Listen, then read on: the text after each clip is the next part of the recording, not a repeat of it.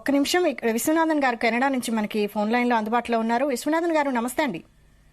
నమస్కారం అండి, చెప్పండి. నమస్తే అండి. చూస్తున్నాం మనం కెనడాలో భారత వ్యతిరేక శక్తులు అరాచకానికి పాల్పడుతున్నాయి. ఈ రెండు దేశాల మధ్య నెలకొన్న ఈ ప్రతిష్టంభన నేపథ్యంలో అక్కడ భారత వ్యతిరేక శక్తులు కూడా విషం కక్కుతున్నట్టు తెలుస్తోంది. ఈ హిందూ ఆలయాన్ని లక్ష్యంగా చేసుకుని భక్తులపై ఖలిస్తానీలు దాడులు చేయడం, భారత్ కు వ్యతిరేకంగా ఖలిస్తాన్ మద్దతుదారులు ప్రదర్శన నిర్వహించడం, ఇదంతా ఉద్రిక్తంగా మారడం, ఈ భారత జెండాలు పట్టుకున్న వారిని సైతం చితకబాదడం, దీన్నంతా ఎలా చూడాలంటారు? మీరేం చెప్తారు?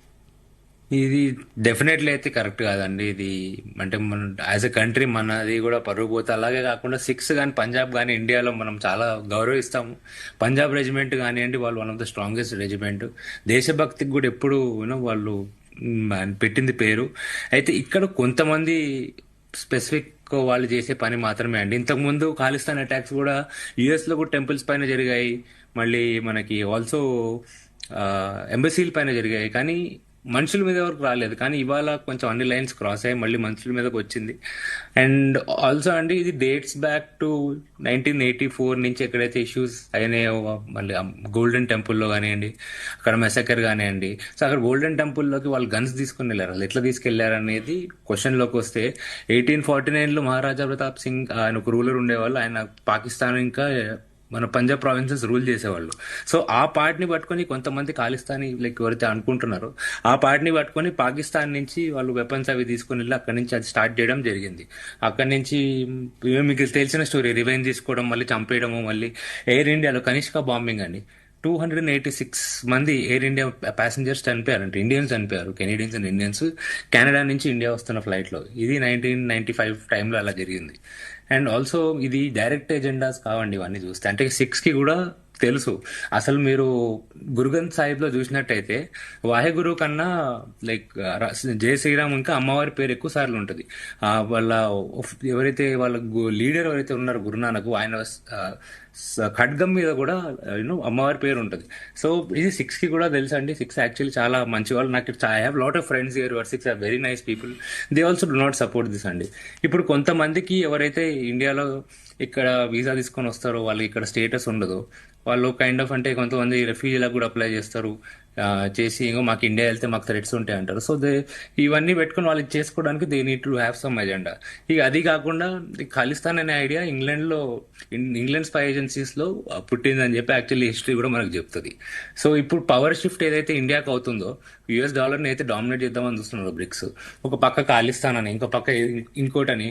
ఇప్పుడు మణిపూర్ గొడవలు కూడా మీరు గమనించినట్టయితే, ఈ మణిపూర్లో గొడవలు స్టార్ట్ అయ్యే ముందు 56 మంది జర్నలిస్టుల టీం US నుంచి వచ్చి కరెక్ట్ 3-4 months గొడవలు స్టార్ట్ అయ్యే ముందు వచ్చి మొత్తం ప్రాపగేట్ చేసి వెళ్ళారు. బ్రిటిషర్స్ కూడా వెళ్ళేటప్పుడు నార్త్ ఈస్ట్లో కేరళలో హెవీగా క్రిస్టియానిటీని స్ప్రెడ్ చేసి హిందూయిజంకి యాంటీ చేసిపోయారు. ఎందుకు? యాజ్ అ కంట్రీ మనం బ్రేక్ చేయడానికి. ఎందుకంటే మనం చాలా స్ట్రాంగ్ అంటే, సో మనల్ని మభ్యపెట్టి మనమే యాంటీ చేశారనుకోండి, it will be easy for them to rule us అండి. విశ్వనాథన్ గారు, మరి సిక్కులను ఎందుకు ఎవరు రెచ్చగొడుతున్నారు? అంటే ఇది సిక్కులను మనం జనరలైజ్ చేయకూడదండి. Sikhs are very responsible and nice people. ఈ పర్టికులర్ స్మాలర్ గ్రూప్ అయితే సెగ్మెంట్ ఉందో వాళ్ళది డెఫినెట్లీ అయితే కరెక్ట్ కాదండి. ఎందుకంటే ఇక్కడ మరి లోకల్ ఇక్కడ సిక్ పాపులేషన్ 2.5% ఉందండి. వీళ్ళకి సిక్ ఓట్ బ్యాంక్ పాపులేషన్ కావాలంటే వీళ్ళకి సిక్స్కి వీళ్ళు అంటే సేఫ్టీ అండ్ ప్రొటెక్షన్ చూపిస్తున్నట్టు చూపారు. ఏ గవర్నమెంట్ అయినా కానివ్వండి, ఐదర్ కన్జర్వేటివ్స్ కానివ్వండి, లిబరల్స్ కానివ్వండి. సో సిక్ ఓట్ బ్యాంక్ అనేది కూడా చాలా ఇంపార్టెంట్. ఎందుకంటే వీళ్ళు కెనడాలో ట్రైన్ రోడ్స్ వేసే టైంలో వీళ్ళు ఇండియాకి వచ్చి, పంజాబ్కి వచ్చి వీసాలు స్టాంపులు ఇచ్చేసి ఆన్ అరైవల్ ఇచ్చేసి వెళ్ళిపోయారు అనమాట. ఒకప్పుడు thousands and thousands of families వాళ్ళు జనరేషనల్లీ సెటిల్డ్ ఉన్నారు అప్పటి నుంచి. వాళ్ళ ఓట్ బ్యాంక్ పర్సంటేజ్ కూడా బాగుంది. కానీ డెఫినెట్లీ ఇట్లా అటాక్స్ చేయడం అయితే కరెక్ట్ కాదండి. నేను అనుకునేది అయితే అనవసరంగా బ్యాలెన్స్ అనేది డిస్టర్బ్ అవుతుంది. కెనడాలో ఖలిస్తానీలు ఎక్కువగా ఉండడం కూడా కారణం అంటారా? ఎందుకు ఖలిస్తానీలు ఇలా ఇండియన్స్ పై దాడులకు తెగబడుతున్నారు?